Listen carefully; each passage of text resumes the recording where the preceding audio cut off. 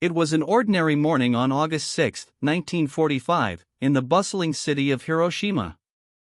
29-year-old Tsutomu Yamaguchi, a shipbuilding engineer for Mitsubishi Heavy Industries, was preparing to leave.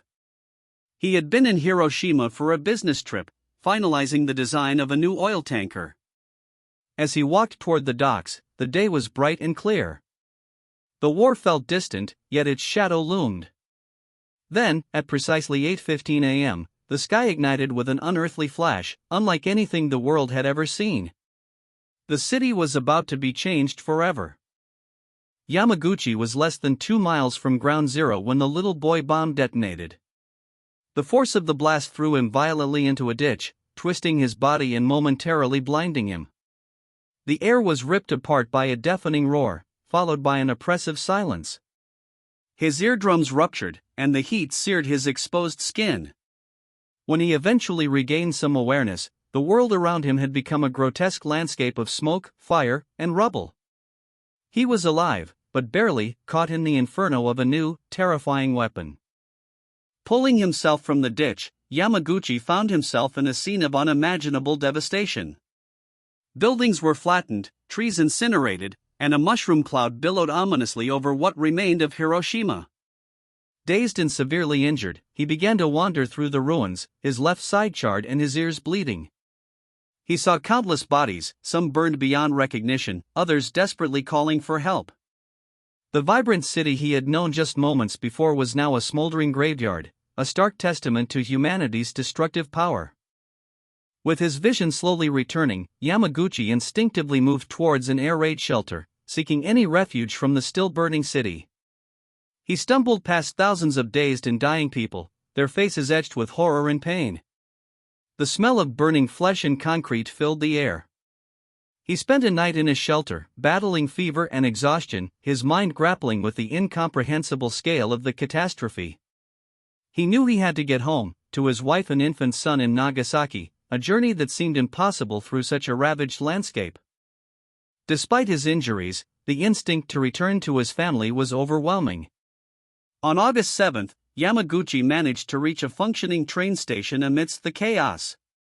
He boarded a train bound for Nagasaki, his hometown, approximately 180 miles away. The journey was agonizing, his wounds festered, his body ached, and his mind replayed the horrors he had witnessed.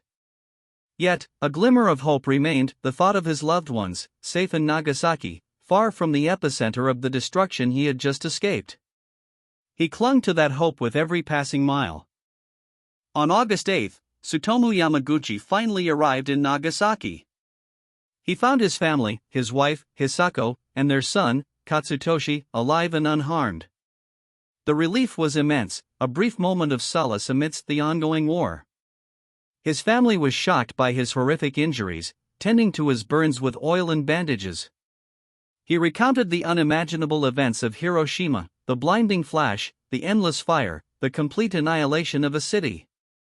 Hisako listened with growing horror, unable to fully grasp the scale of the destruction he described. The morning of August 9, just 3 days after Hiroshima, Yamaguchi, despite his grievous injuries, reported to work at the Mitsubishi Heavy Industries office in Nagasaki. His determination to fulfill his duty was unwavering, a common trait in wartime Japan. He recounted his horrifying experience in Hiroshima to his section chief and colleagues, detailing the inexplicable weapon that had decimated the city. He described the mushroom cloud, the instant destruction, the sheer terror. His superior, however, remained skeptical, dismissing his story as the ramblings of a shocked and injured man. As Yamaguchi struggled to convey the gravity of what he had witnessed, his superior interrupted him. "You're imagining things," he scoffed, suggesting that such a weapon couldn't possibly exist. In that precise moment, at 11:02 a.m., the air outside the office window erupted in another blinding flash. The Fat Man atomic bomb had just detonated over Nagasaki. The office building, though not at the hypocenter, shook violently. Windows shattered, furniture splintered, and once again, Tsutomu Yamaguchi was thrown to the ground, enveloped in a wave of heat and debris. For the second time in 3 days, Tsutomu Yamaguchi had been exposed to an atomic bomb. This time, he was much closer, approximately 2 miles from the hypocenter. Miraculously, the building he was in shielded him from the direct blast, but the shockwave and flying debris caused further injuries. His existing burns, still fresh from Hiroshima, were now re-injured. He managed to crawl out of the collapsing office, finding the streets of Nagasaki eerily similar to those of Hiroshima, flattened, burning, and filled with the cries of the wounded and dying. His family, thankfully, had sought refuge in a tunnel and survived. The landscape of Nagasaki, a city known for its beautiful port and historic Urakami Cathedral, was now an apocalyptic wasteland. The Fat Man bomb, a different design from Little Boy, had vaporized everything within a mile radius.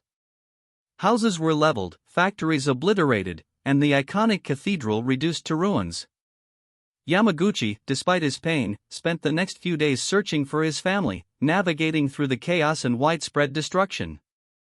The scale of the second bombing mirrored the first, cementing the horror in his mind, and adding yet another layer of trauma to his already harrowing experience. In the days and weeks that followed, Tsutomu Yamaguchi, like countless other survivors, began to experience the insidious effects of radiation sickness.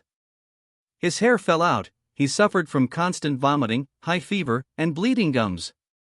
The radiation had silently ravaged his body, an invisible killer lurking beneath the immediate wounds.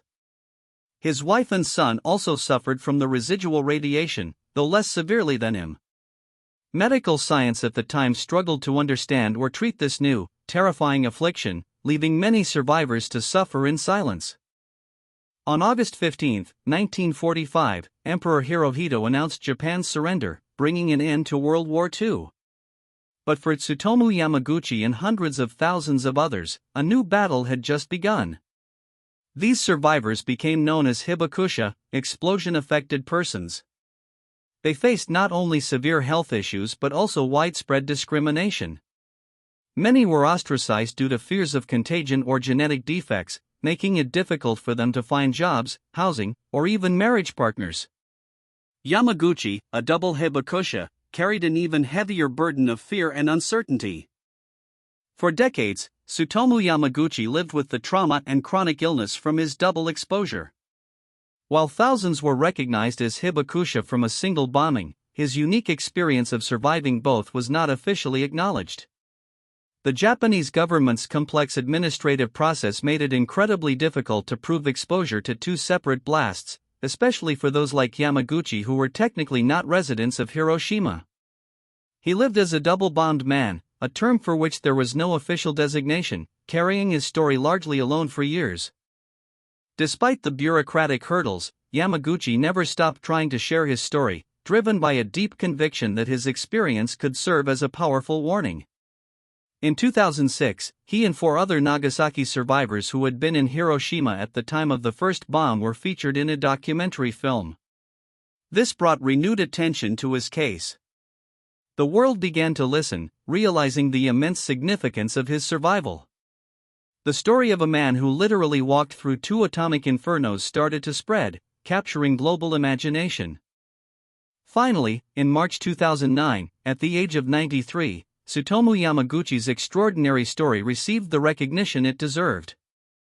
The Japanese government officially acknowledged him as a Niju hibakusha, a double-bombed person, making him the only individual to be formally recognized as a survivor of both atomic bombings. This historic decision validated his lifelong testimony and cast a spotlight on the untold stories of those who had endured similar, though unrecorded, fates. It was a profound moment, not just for Yamaguchi, but for all hibakusha. With his official recognition, Yamaguchi became an even more vocal proponent of nuclear disarmament. He addressed the United Nations, penned books, and spoke to countless groups, his voice frail but firm. His message was simple, yet profound: the reason I hate the atomic bomb is not because it made me sick, but because it made the world sick. He argued that his survival was not a miracle, but a testament to the horror that must never be repeated. He dedicated the remaining years of his life to ensuring no one else would suffer his fate. Tsutomu Yamaguchi's journey from a young engineer to a global anti-nuclear activist is a remarkable testament to human resilience and conviction. His story, once dismissed, became a powerful and undeniable narrative. He became a living symbol of the devastating consequences of nuclear weapons, inspiring countless individuals to advocate for peace and disarmament. Through his interviews and public appearances, he ensured that the memory of Hiroshima and Nagasaki would serve not merely as historical events, but as urgent warnings for the future of humanity. Tsutomu Yamaguchi passed away on January 4, 2010, at the age of 93, from stomach cancer, a disease often linked to radiation exposure. Even in death, his life continued to resonate. His children and grandchildren carry on his legacy, ensuring his story reaches new generations. He lived a life marked by unimaginable tragedy, yet he chose not to spare, but rather to transform his suffering into a powerful plea for peace. His unique survival stands as a stark, unforgettable reminder of the human cost of war and the imperative for nuclear disarmament. Tsutomu Yamaguchi's story is more than just a tale of survival, it's a profound historical anomaly. He is the only person to be officially recognized by the Japanese government as having survived the atomic bombings of both Hiroshima and Nagasaki.